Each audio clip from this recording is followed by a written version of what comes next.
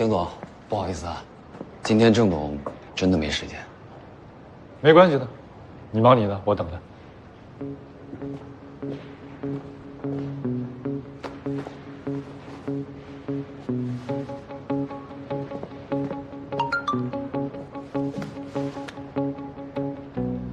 还等着呢，这姓郑的也太做得出了，连面都不露。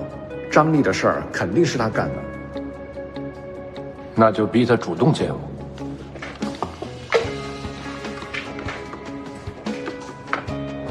丁总，你慢慢吃。谢谢。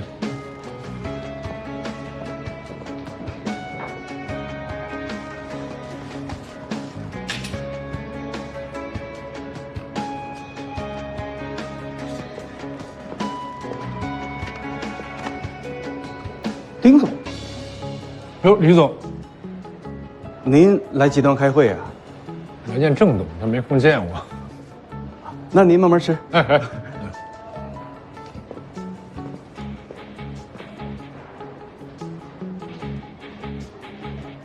后把这个分啊，丁总在啊？丁总，你们好。哎呀，这郑总太忙了，没空见我，只能等他啊。那您先坐。好的。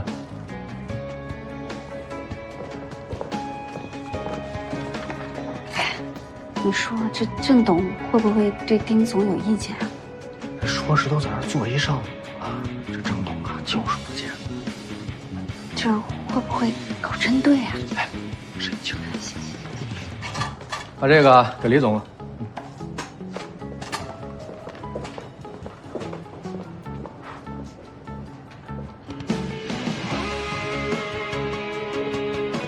丁总，郑总请。麻烦了。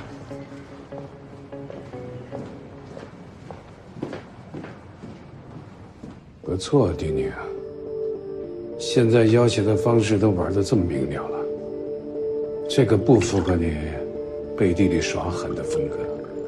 没办法呀，时间紧，任务重，您没时间见我，我就只能一直在外边等您了。让全世界都看到我气量小，不能容忍。看到您日理万机，为集团鞠躬尽瘁。求人得有个求人的样子啊！郑总还真是未卜先知啊，已经猜到了我来找您的原因了。哎呀，这个圈子里哪有什么秘密？那你已经听说了，万历现在目前的招商困局，想必能伸手帮一把吧？增加招商预算啊？对。你还是年轻没经验呢，对做财报和预算方面，你真的是一点都不了解。这么大的集团，要在 Q3增加这么多费用，你让我怎么跟股东们交代啊？那您找张丽替对家牵线这事儿，就能跟股东们交代了吗？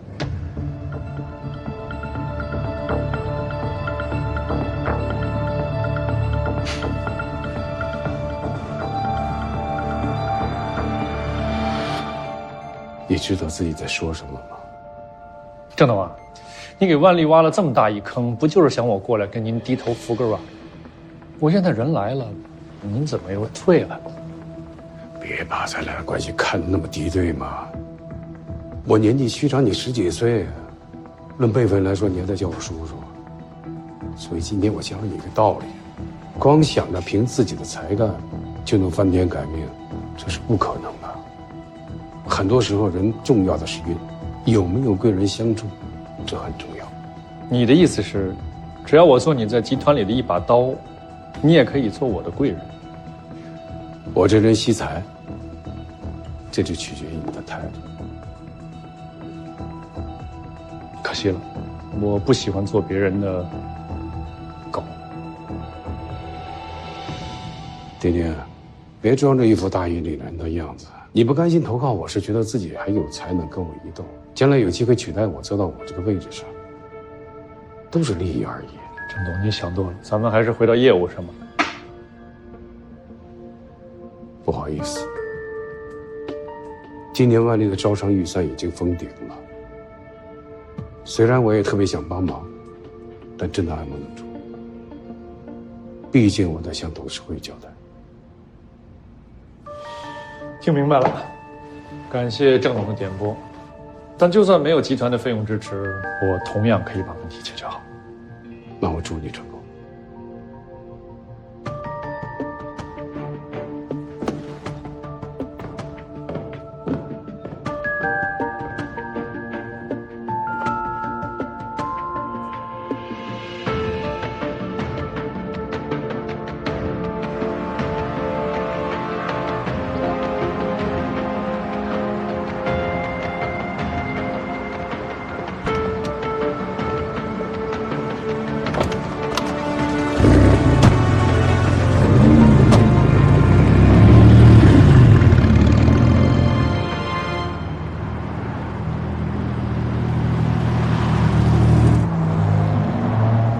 丁总在郑董办公室外等了一天啊，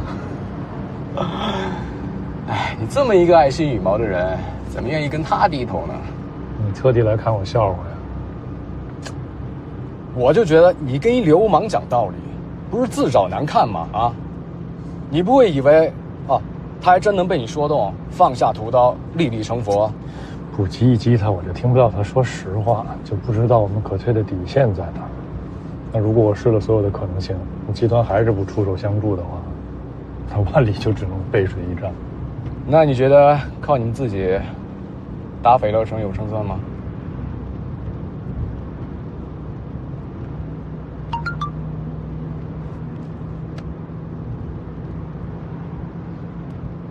鱼儿主动游过来了。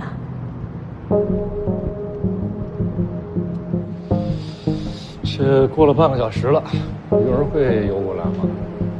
别急啊，这不是来了吗？服务员，来个卡布奇诺，多加奶啊！黄总，哎，丁总，辛苦了，黄总。哎，关总，快，请坐。哎，坐。不好意思，来晚了，主要是路上太堵了。没关系，黄总，这个点儿就是堵。上次酒局的事儿还没来得及跟你说声谢谢呢。嗨，多大的事儿，小 case。黄总，那我就不绕弯子了。你在电话里说愿意用斐乐城的商场路位图和洽谈租金的条件跟我们做交换，不知道你交换的条件是什么？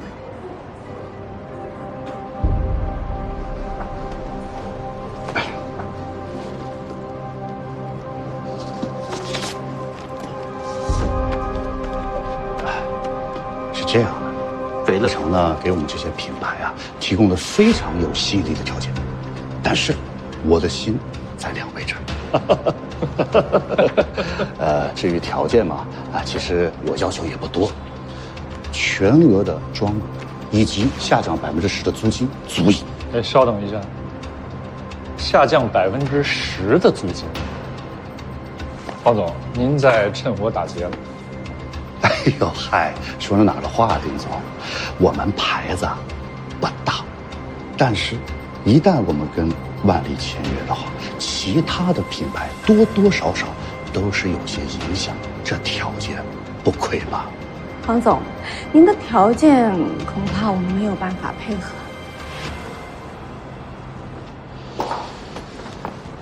稍等一下，关总，我这边跟黄总说几句话。黄总啊，今天呢肯定是我们两位叨扰了，但是走之前呢，我想说几句话。首先呢，这个斐乐城的业主啊，他是刚刚进入到商业地产这一行，根基不深的。但是我们丽雅集团完全不一样，在2、3线城市的业主非常的有影响力。那么日后您这个品牌如果想进入商场的话，这种可能性呢，您自己权衡一下。还有就是呢，今天咱们3个的见面，保不齐就会传到斐乐城的招商耳朵里边。真的。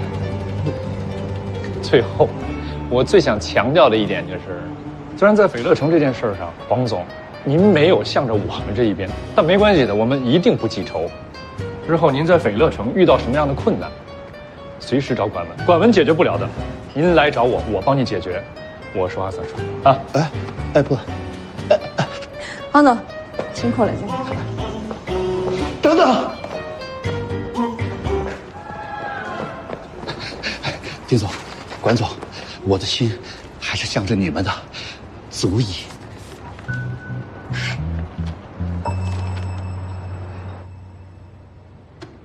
真的没想到张力的心这么野，连 TL 也要挖。从这个落位图上来看，他们基本把咱们场内所有的国际品牌都搬空了。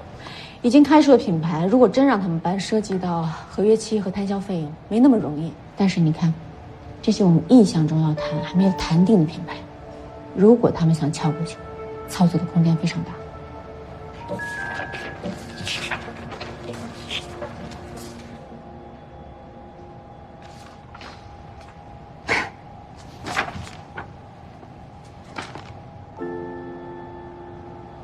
来，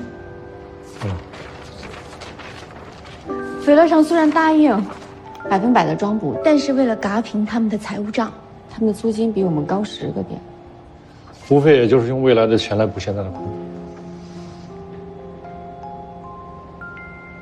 装修费用呢是需要集团来批复的，但是作为商场的经理呢，同意给几个品牌在租金上做深度的支持，我还有这个权限。那么下一步，第一家从哪家下手呢？CNH。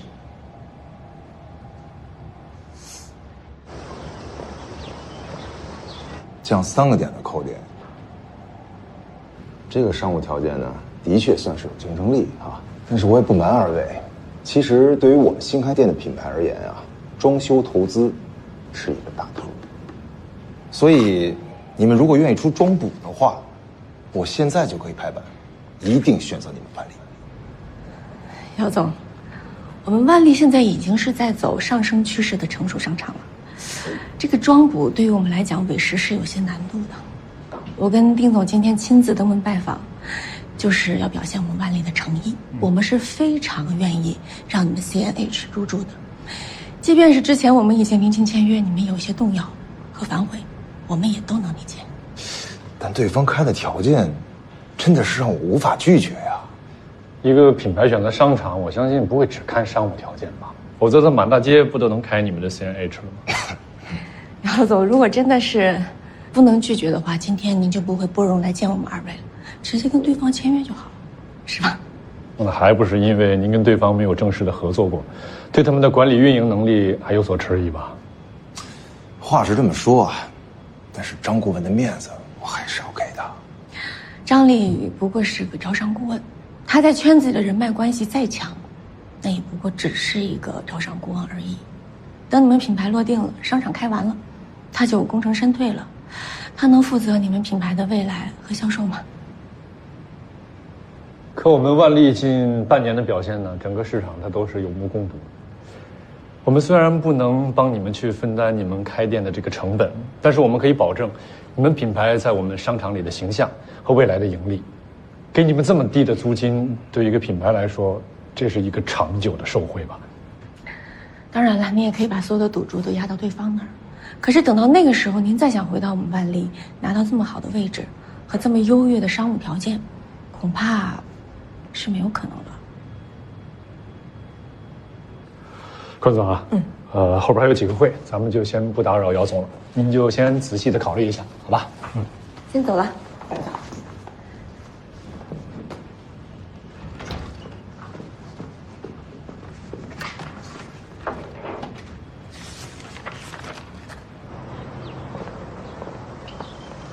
还用去下一家吗？等等吧，姚总应该很快给斐乐城打电话了。用我们的出价去压对方，十有八九，斐乐城开的是商场，不是做慈善，背后总是要算账的。就算他们现在出得起现金给那些新兴的品牌补贴装修费，但是租金不能一降再降，总是要挣钱的。所以啊，我们这算是断了人家后路吗？支持降租金是丁总您的提议，我可什么都没参与。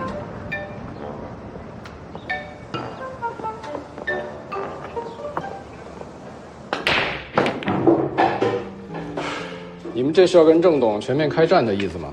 我这次要跟他好好干一场，我不会让他好过。哎呀，他做这个局的目的，无非是想让你跟他低个头，或者退而求其次，在最后的结果上压倒你，让你没面子，自己主动走。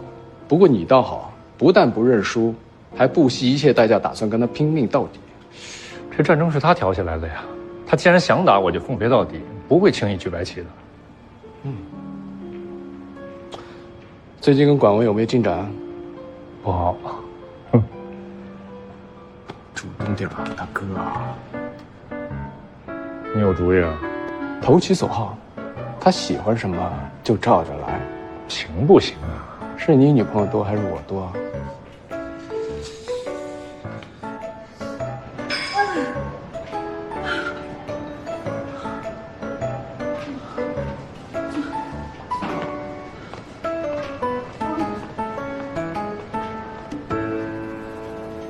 喝什么？专程来堵我的？你都1个礼拜没搭理我了，我总该来问问为什么吧。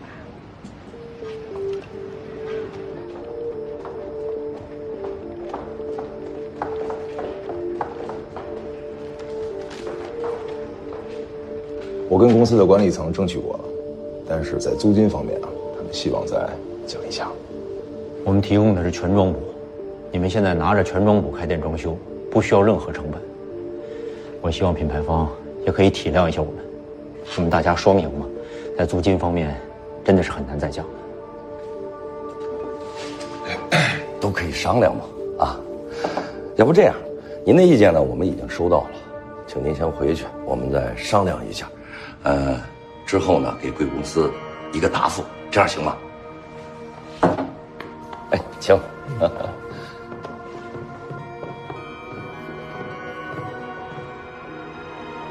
你怎么知道我躲着你啊？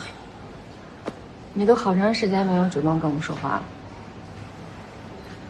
我在群里回了你消息了。回跟主动说是一回事吗？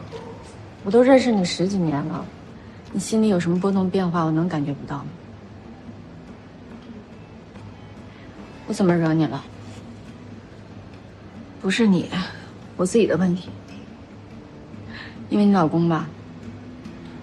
上次我们在外面撞见王总之后，你态度就变了。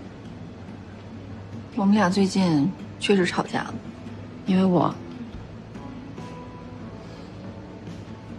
他跟我说，让我跟你保持距离。他说的对，你是应该跟我保持距离。他最近抢我厂子里的品牌，把我都快气炸了。我恨不得我灭他满门。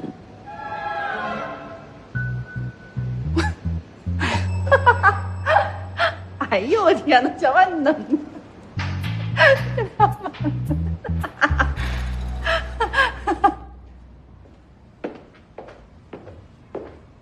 我已经拿出最大的诚意了，租金很难再降。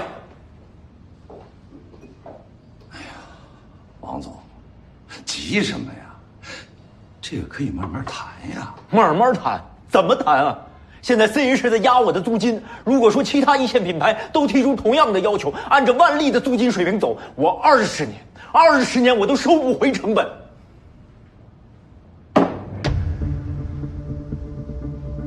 王总，您一定要记住，跟万利相比，斐乐城本来是一点机会都没有，现在有希望，也是全靠的我。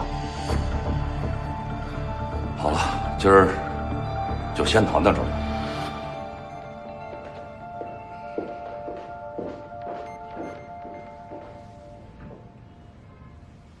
既然你都猜到了王丽人怎么想，为什么还来找我？不害怕这次我站在他那边给你挖坑啊？你不可能，你都为了我跟他翻脸了。现在老后悔了，你知道吗？我这次就应该重色轻友。那你试试啊！我来找你，我就知道你这个人心思重，想得多，所以我想告诉你，不管外界发生任何事情，都不会影响我们这么多年的感情。当初我们在一起是有多纯粹，现在跟将来也是一样。我们3个是绝对不能闹翻，都已经说好了一起养老。哎，我才不要跟你一起养老呢，好不好？我有老公和孩子呢，也麻烦你关小文赶紧找个男人负责你的后半生，我不要，我就要赖着你。反正我现在单身，你跟你们家老王也闹翻了，我们两个在一起刚好可以孤独终生。哎，你走开，我不要！神经病！你们家王总一会儿来接你吗？别提了，我最近没有住在家里，我住在我爸妈家呢。怎么回事啊？不是说了吗？夫妻吵架，床头吵完床尾和。你们两个不要因为我闹成这样。跟你没关系，是我们两个自己的问题。反正最近我们都需要彼此冷静一下，想一想后面应该怎么办。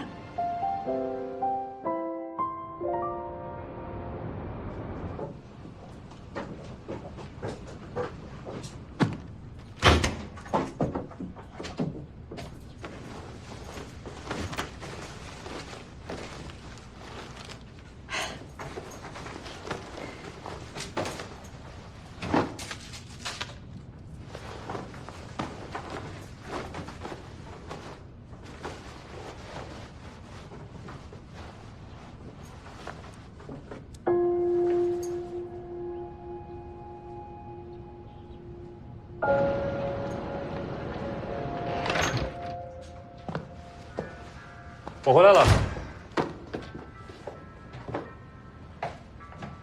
6点的外卖。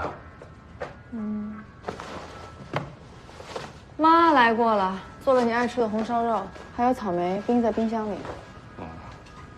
不过来吃点儿。没胃口。怎么了，萱萱？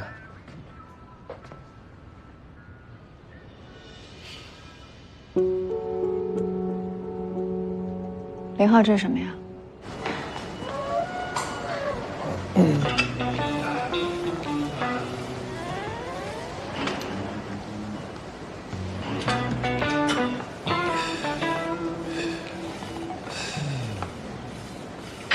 丁宁，哎，这么巧？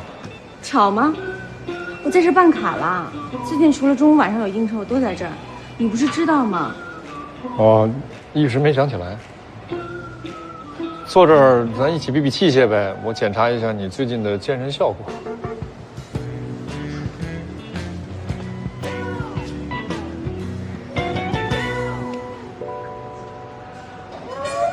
不反伤啊？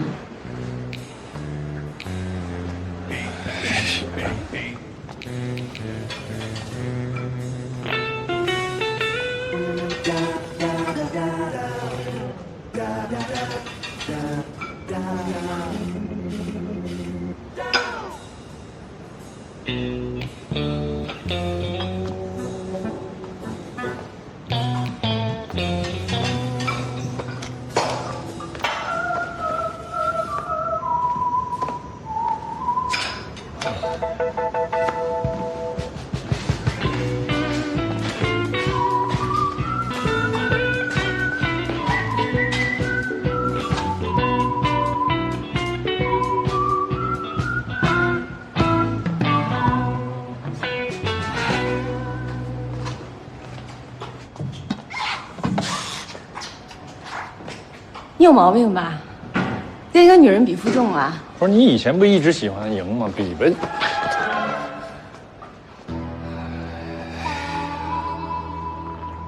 不好意思。没关系，你练吧。我去跑步了。我也跟你去跑步。你别跟着我啊。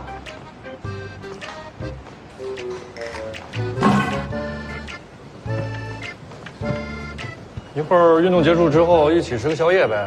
我知道一家餐馆螺蛳粉不错。你是不是最近工作压力特别大？我怎么了？行为有点失常。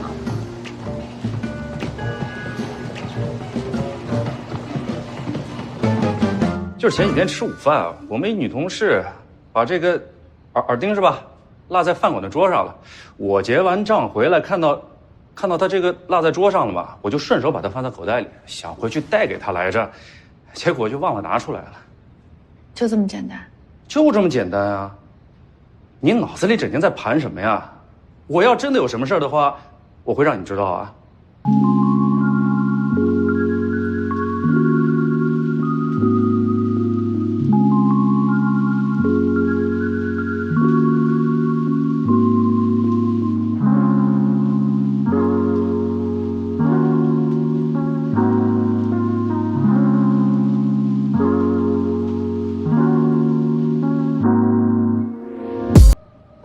们好好过日子吧。那还用问啊？那我们要个孩子吧。哦。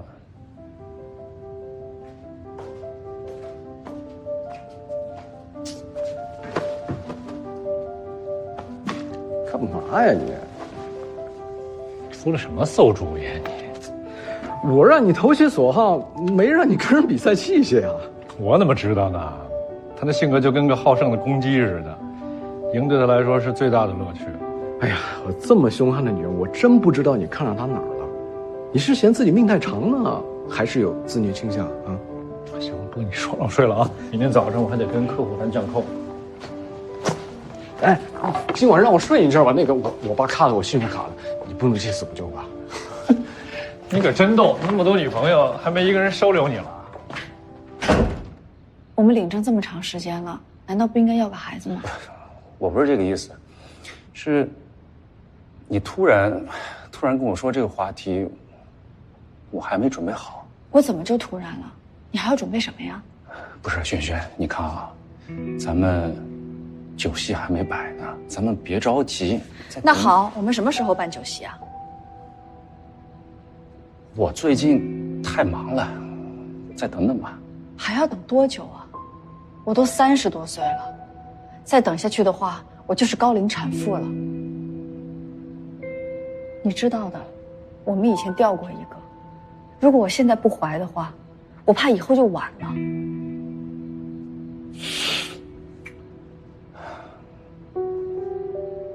你不想要是吧？那算了。我不是这个意思。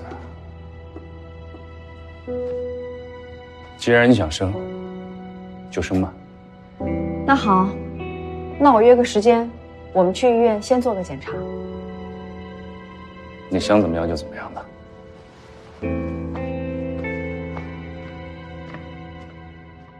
CNH 的姚总来电话了，说斐乐城答应他们在原来的租金条件上再降5个点。哼，我们这个对手还真是财大气粗，不计后果。降完的扣点就跟我们开出的价格差不多吗？那我们就再降2个点。你让我跟着万利降租金，不可能。你不做，那这个机会就拱手让给人家了。现在低头认输，等于直接把斐乐城送上了舞台。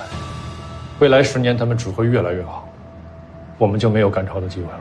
就是最后一击了，你必须拿出魄力来。走了99步了，在最后一刻让我放弃，我不甘心。无非就是钱的事情，路我帮你都铺好了。就是钱的事吗？你说的倒是轻松。我找你来当这个顾问，不是让你帮我散财的。既然你玩不起，那就不做了。哎，你找万利投降啊？不做？都已经走到这一步了，你跟我说不做？当初是你拍着胸脯跟我说，以你的招商能力，我们斐乐城是可以做奢侈品的，是可以跟万利搏一搏的。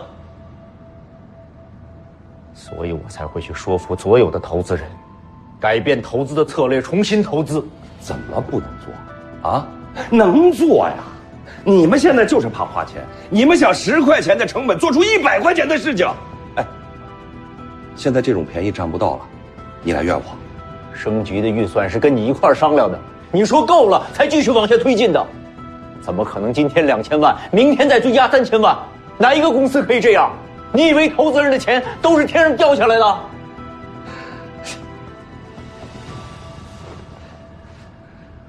我早就说了，斐乐城这种半路出家的，小气的很，不能接。要不是郑董亲自来找我，我根本不可能帮你做这个项目的招商顾问。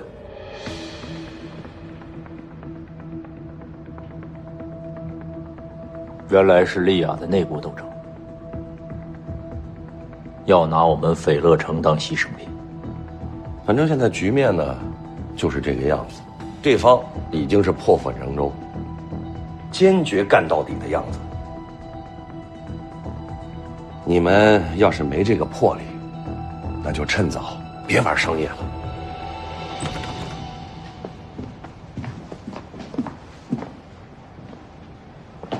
怎么了？怕了？胆量不是一向很大吗？我是怕你没有办法跟集团交代。如果让斐乐城抓住机会做起来，我跟集团才没法交代。这一仗，我们不能输。最后一次。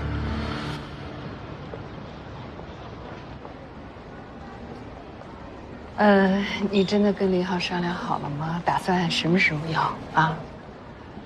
越快越好吧。哦，那可得抓把劲儿了。那酒席的事情怎么说呀？这个倒是没有提前计划。现在订酒店都挺麻烦的，怎么都得提前1年看吧。也是啊，不过你们都领证了，等生的时候一起办，那也是可以的。嗯。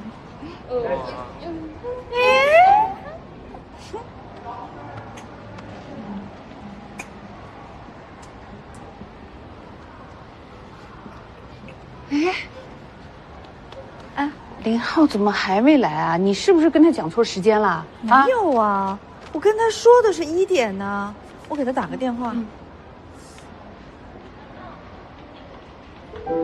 你接啊？陈萱萱，陈萱萱在吗？啊，要不你先去做检查，走。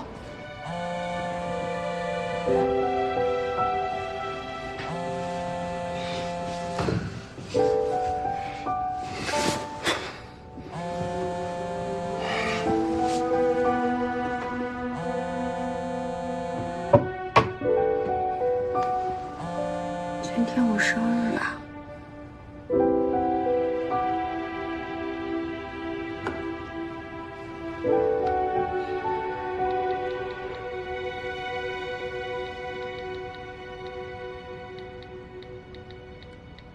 临时被叫去开会，恐怕赶不回来了。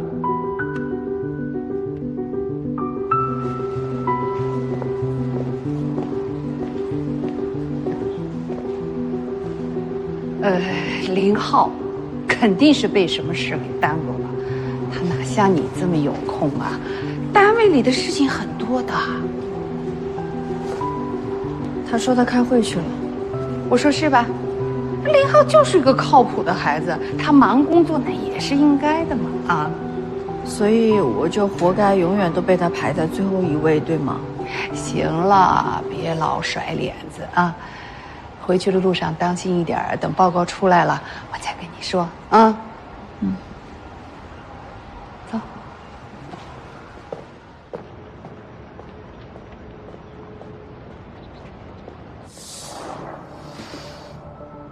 抱歉，真的没有可能再谈了。是和对方已经签了？还没，不过快了。没想到斐乐城为了从我们手里抢品牌，居然可以这么不计后果。其实我之前已经做好了一版Plan B，本来以为会用不到。不需要，这和我们原来设想的相差得太远了。从一个年轻潮奢的购物中心，一下子落到一个社区型的商业项目，那我们之前做的所有的努力全都白费了。我比你更不想换方案，可是我们手里没有弹药，打不过人家斐乐城。你想放弃啊？当然不想了。如果只为我一个人着想的话，结果不到最后一天落定，我绝对不可能主动投降的。说得对，只要这些品牌没有和对方签约，我们就还会有希望。你笑什么？我以为你会劝我收手，找一个更实际的方案。你就这么看我呀？不是，只是在实际跟理性面前，我能理解你的妥协，因为你要负责的是整个商场，你要顾虑的东西更多了。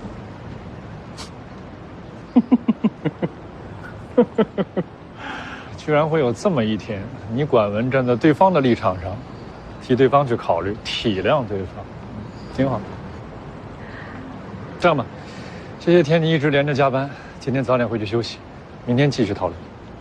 明天见，拜拜。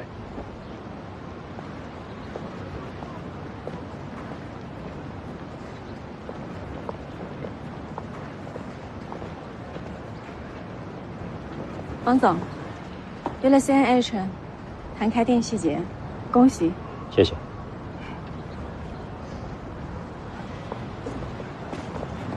关总，有时间吗？我想跟你聊几句。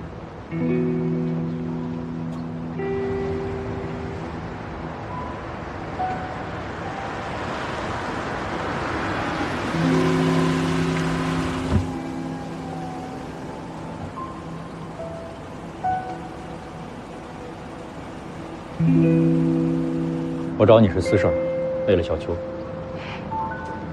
小秋还没有搬回家。我给他打了几个电话，他都没接。我想知道他过得好不好。他那么爱你，你们两个吵架，你觉得他能过得好吗？王总，你应该主动找他聊一聊。小秋的个性，我相信你比我还了解。他一向都是外柔内刚，自己转不过去的弯，谁劝都没有用。这个扣儿还得你自己来解。待会儿我去接他回来。谢谢你。不用客气。什么时候他俩的私交这么好啊？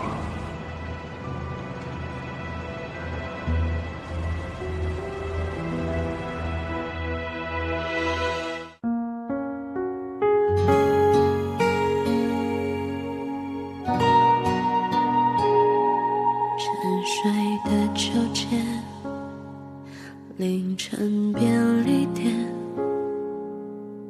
微凉的夜，咖啡也要实现，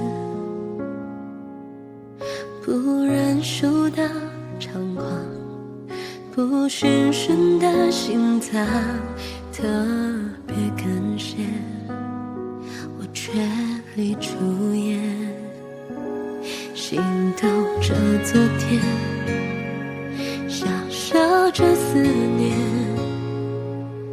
只是见面变成了梦里见，说过别留遗憾，对自己失了言，与谁曾倔强到无关，猛然回头发现已始终在原点，将人的视线被温暖走出了心安，放下骄傲皇冠，原来你从没改变，来得及吗？偷偷许了愿，即使很久的分别也许多远，这一瞬间一个美好画面，感谢你的勇敢，迁就我的平凡，太热心的我迫不及待去下一站，感谢你的相伴，幸福在悄悄弥漫，有多幸运模糊了双眼，有多知道你就是